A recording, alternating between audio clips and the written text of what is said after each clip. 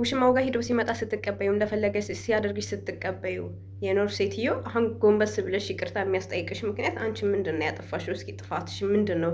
ጥፋቴ ምን ላይ ነው ብለሽ ነው አንቺ ይህን ልጅ ይቅርታ ልትጠይቅ የምትችይው? ሰላም ቤተሰብ እንዴት ናችሁ? ደህና ናችሁ? ይህንን ቪዲዮ የሩቲ ቤተሰብ የሆናችሁ አድናቂዎች ማለቴ ነው ላይክ ሼር በማድረግ እስኪ ፍቅራችሁን ግለጹልኝ ማለት ነው። ሩታ እኔ እስከ ዛሬ ምንም ጥፋት አላየሁባትም። ምንም ያደረገችው ነገር የለም። እሱ ነው የሄደው፣ እሱ ነው የማገጠባት፣ እሱ ነው ብዙ ነገር ያደረጋት። ሲቀጥል ይሄንን ምንም ማያቅ ሕፃን ልጅ ይዛ ጉልበቱ ስር ወድቃ ይቅር በለኝ፣ ይቅርታ አድርግልኝ። ኦኬ ትዳር ማለት መተናነስ ነው። አንዱ ለአንዱ ተቻችሎ የሚኖርበት ህይወት ነው። አንዱ ሲያጠፋ አንዱ፣ ሚስት ስታጠፋ ባል ሲያጠፋ ሚስት፣ እንደዚህ ተባብሮ የሚኖርበት ህይወት ነው። ትዳር ግን በዚህ ልክ አይደለም። እሱ ሽማው ጋር እየሄደ ያችኛው የኔ ፍቅር እያለች ከትናንትና ወዳ እኮ የኔ ፍቅር ብላ ስታቅፈው ስትስመው ስትደባብሰው የነበረ ሰው አሁን ደግሞ ነው ወይስ ሄርሜላ ዳግም ስትመጣ ነው ሩታ እንደዚህ እያደረግሽ ያለሽው? ለምንድን ነው ራስሽን ዝቅ የምታደርጊው? ይሄ እኮ ራስሽን ዝቅ እያደረግሽ ነው ያለሽው።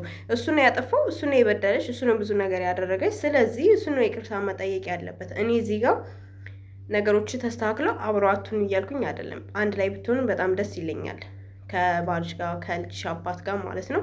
ግን እሱ ሰውዬ ምንም ማስተማመኛ የለሽም። ዛሬ እንደዚህ ተንበርክከሽ ይቅርታ ጠይቀሽው ነገ ከነገ ወዲያ ትቶሽ እንደማይሄድ ወይም ደግሞ የሆነ ነገር እንደማያደርግሽ በምን እርግጠኛ ነሽ? እስኪ ይሄን ነገር ብቻ። ሲቀጥል ደግሞ አንቺ በቃ ራስሽን የቻልሽ ሴት፣ በጣም ስነ ስርዓት ያለሽ ሴት፣ ልክ የዛችኛውን ገጸ ባህሪ ነው እያመጣሽ ያለሽው፣ የውሽማውን ማለት ነው። እሷን ስትለማመጥ ስትወድቅ ስትለምነው የሚያምርባት እንጂ አንቺ አያምርብሽም። በቃ ስትሮንግ መን እንደሆንሽ የምትቀጥይ ሴት ነሽ አንቺ ማለት ነው። ልጅሽን በስነ ስርዓት ማሳደግ የምትችይ ሴት ነሽ አንቺ ማለት ነው። ጭራሽ ይሄንን ህፃን ልጅ ይዘሽ ይቅር በላይ ብለሽ እግሩ ላይ ስትወርቂ አይዶን ነው የምን እንደተሰማሽ ራሱ ማሰብ በጣም የሚከብድ ነገር ነው። ለማንኛውም እስኪ ቤተሰብ ሀሳብ አስተያየታችሁን ስጡበት። ብቻ አላውቅም፣ እኔ ቃል የለኝም። ምክንያቱም ሩታ ይሄንን ነገር ማድረጓ በጣም ለእኔ ደብሮኛል፣ እውነት ለመናገር ማለት ነው። ምክንያቱም እሷ ምንም ያደረገችው ነገር የለም። እሱ ነው እሷን ረግጧት የሄደው። እሱ ነው በእሷ ላይ ብዙ ነገር እያደረገ ያለው። አንዴ ያሞኛል፣ አንዴ እንደዚህ ብሎኛል ምናምን አይነት ነገር።